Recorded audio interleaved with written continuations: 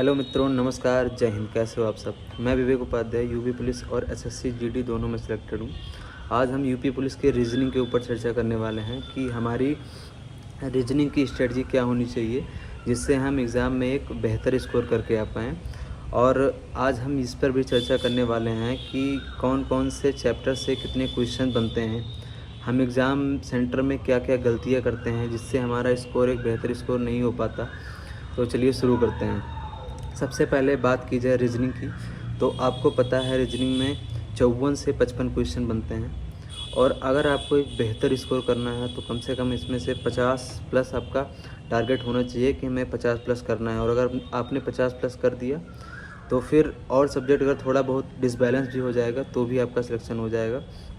और रीजनिंग में 50 प्लस करना कोई बड़ी बात भी नहीं है, आराम से आप कर सकते हैं। बस आप एक अच्छी स्ट्रेटजी को फॉलो कीजिए। तो चलिए शुरू करते हैं। सबसे पहले बात करते हैं हम नंबर सीरीज़ की। तो नंबर सीरीज़ से लगभग 4 से 5 क्वेश्चन आपको देखने को मिलेगा। फिर दूसरे नंबर पे आता है लेटर सीरीज़, इससे 2 से 3 क्वेश्चन इससे भी देखने को मिलेगा। उसके बाद बात आती है ब्लड रिलेशन की, इससे लगभग 4 से 5 क्वेश्चन देखने को मिलेंगे। और ब्लड रिलेशन में आप फार्मूला वाले क्वेश्चन को अच्छे से करके जाइएगा और उसकी प्रैक्टिस भी अच्छे से करके जाइएगा, नहीं तो एग्ज़ाम में वो काफ़ी समय लेता है। उसके बाद कोडिंग डिकोडिंग लगभग 4 से 5 क्वेश्चन। डायरेक्शन दिशा का लगभग 5 से 6 क्वेश्चन दिशा एवं दूरी का आता है। उसके बाद और दिशा एवं दूरी को भी आपको अच्छे से करके जाना है क्योंकि यहाँ से भी अच्छे लेवल के क्वेश्चन देखने को मिलते हैं। फिर आता है मैथमेटिकल ऑपरेशन, यहाँ से आपको 2 से 3 क्वेश्चन। फिर रैंकिंग से आपको 1 क्वेश्चन। अल्फ़ाबेट टेस्ट से आपको 1 से 2 क्वेश्चन। क्लासिफिकेशन से आपको 1 से 2 क्वेश्चन। कैलेंडर से आपको 1 से 2 क्वेश्चन। आपको अर्थमेटिक रीजनिंग से आपको 1 से 2 क्वेश्चन।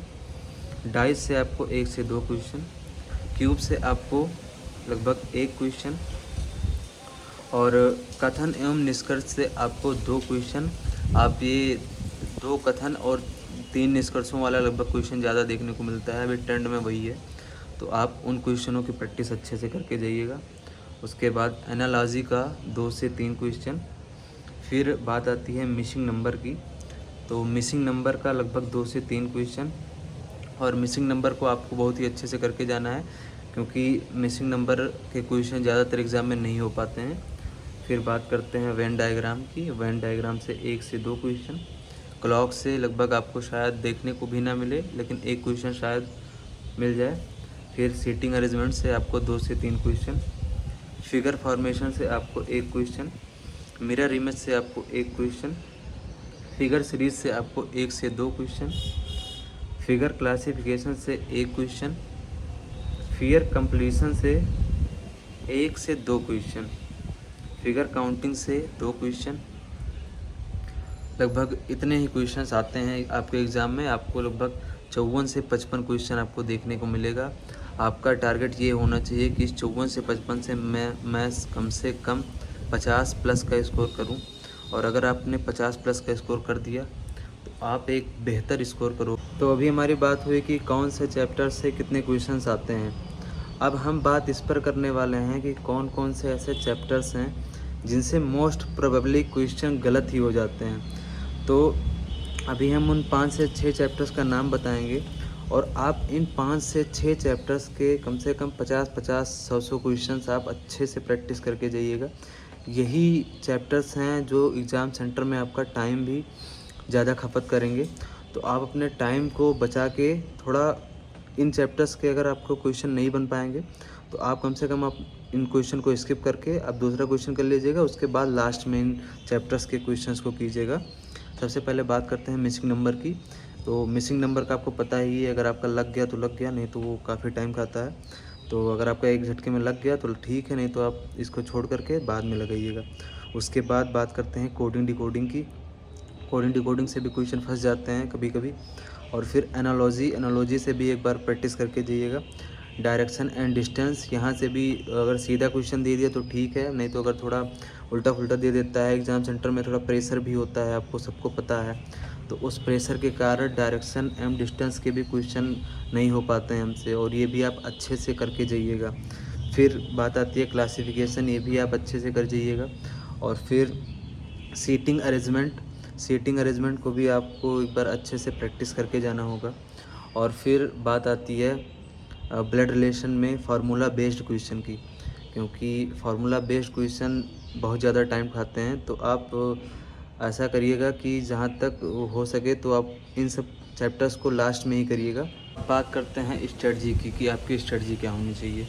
तो सबसे पहले आपको अपना जो है सिलेबस वो बिल्कुल कंप्लीट कर लेना होगा, क्योंकि आपको अगर 50 प्लस करने हैं तो आपका सिलेबस तो पूरा कंप्लीट होना ही होना चाहिए। तो आप अपने सबसे पहले अपने पूरे सिलेबस को, अगर आपका जो भी क्वेश्चन छूटा है, क्योंकि आपके पास अभी टाइम है, आप ये कर सकते हैं। और अगर आपने नहीं किया है तो आप जा कर के कर लीजिए। उसके बाद दूसरे नंबर पे आता है पूरे चैप्टर्स का रिवीज़न।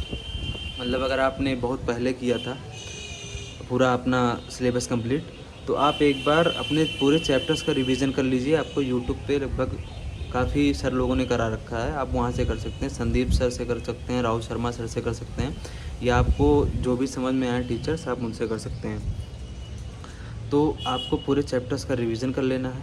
उसके बाद तीसरे नंबर पे आता है मॉक टेस्ट आपको ऑनलाइन और ऑफलाइन दोनों लगाना होगा, क्योंकि मॉक टेस्ट लगाने से क्या होगा, आपका जो है वहाँ एग्ज़ाम में टाइम मैनेजमेंट भी अच्छे से हो जाएगा। और मॉक टेस्ट लगाने का मतलब ही हमारा यही होता है कि कौन कौन से चैप्टर्स या कौन कौन से टाइप्स हमारे जो हैं वो भी वीक हैं, और हम उन्हीं चैप्टर्स को एक कॉपी में नोट्स में नोट करके बार बार हम उन्हीं चैप्टर्स पे, उन्हीं टाइप्स पे फोकस करेंगे। तो जो भी हमारे वीक टॉपिक्स, वीक चैप्टर्स होंगे वो कवर हो जाएंगे, और जिससे हमारा स्कोर बहुत ही बेहतर हो जाएगा। मैंने अगर बात करूं तो मैंने लगभग एक बार कोर्स कंप्लीट करके रिवीजन करके फिर उसके बाद यही किया है। मॉक टेस्ट लगा के, सेक्शनल मॉक टेस्ट आपको यूट्यूब पे मिलेगा, मॉक टेस्ट लगा के अपने सारे वीक टाइप्स को कवर कर लिया है। तो सिलेक्शन में मॉक टेस्ट का बहुत ही बड़ा रोल होता है, और मॉक टेस्ट मैं सजेस्ट करूँगा आप ऑफलाइन और ऑनलाइन दोनों लगाइएगा। उसके बाद में फिर आप जो ये करते हैं उसके बाद में 1 घंटा कम से कम आप मिक्स प्रैक्टिस सेट को आप दिया कीजिए। आपको RWA वाले भी करा रहे हैं, एग्ज़ाम्पल वाले भी करा रहे हैं प्रैक्टिस सेट। 1 घंटा क्योंकि आपको देना ही देना पड़ेगा इस रीजनिंग के प्रैक्टिस सेट को। उसके बाद बात आती है कि लगभग 40 क्वेश्चन के आसपास तो सब कर ले जाते हैं। बाकी वही जो 10 क्वेश्चंस हैं जिनसे आपका स्कोर एक बेस्ट स्कोर पहुंचेगा, उस 10 क्वेश्चन को आपको सही करने के लिए सबसे पहले क्या करना होगा, आप गलतियां ये करते हैं कि लगभग आप देखते होंगे 4 से 5 क्वेश्चन आपके कम से कम सिली मिस्टेक से गलत हुए होंगे। तो आपको इस सिली मिस्टेक से बचना है। सिली मिस्टेक से बचने के लिए आपको अपने पूरे क्वेश्चन को अच्छे से पढ़ना होगा और उसके चारों ऑप्शंस को देखना होगा। अगर आप अपने चारों ऑप्शंस को देख करके और उसके बाद अच्छे से क्वेश्चन पढ़ेंगे, और जब भी मतलब आप एग्ज़ाम में सेंटर में या मॉक टेस्ट लगाइए तो एक शांत मन से लगाइए, एक मतलब दिल में घबराहट नहीं होना चाहिए, तो इससे आपका सिली मिस्टेक्स नहीं होगा। और फिर 50 क्वेश्चन पहुंचने के लिए सबसे बड़ी बात है आपका स्पीड। अगर आपका स्पीड अच्छा रहेगा तो आप वहाँ एग्ज़ाम सेंटर में बहुत ही अच्छे से करके आ पाओगे, क्योंकि ज़्यादातर मोस्टली बच्चों का यही होता है कि एग्ज़ाम सेंटर में टाइम मैनेजमेंट नहीं हो पाता, जिससे वो 44-45 या 40-42 क्वेश्चंस पे अटक जाते हैं। तो आप अपने स्पीड पे वर्क कीजिए। स्पीड पे वर्क करने के लिए मैंने आपको बताया कि आप ऑफ़लाइन मॉक टेस्ट लगाइए। ऑफ़लाइन मॉक लगाने से आपको एग्ज़ाम सेंटर जैसा फीलिंग आएगा। ऑनलाइन लगाते हैं तो लगभग ऑनलाइन में हमें टाइम बच जाता है हमारा। ऑनलाइन में लगभग ऑनलाइन के कंपैरिजन में अगर ऑफ़लाइन की बात की जाए तो 10 से 15 मिनट तो मान के ही चलो कि आप एक्स्ट्रा लगेगा ही लगेगा। तो आप ऑफ़लाइन सेट लगाइए, इससे आपका टाइम मैनेजमेंट जो है वो सही से हो जाएगा। और अगर आप मैंने जितना बताया है इतना आप फॉलो करेंगे तो आप निश्चित ही एक अच्छा स्कोर करोगे। तो चलिए मिलते हैं आपसे नेक्स्ट वीडियो में। जय हिंद, जय भारत। अगर आपको वीडियो पसंद आई हो तो लाइक, कमेंट, शेयर, सब्सक्राइब ज़रूर कीजिएगा। जय हिंद, जय भारत।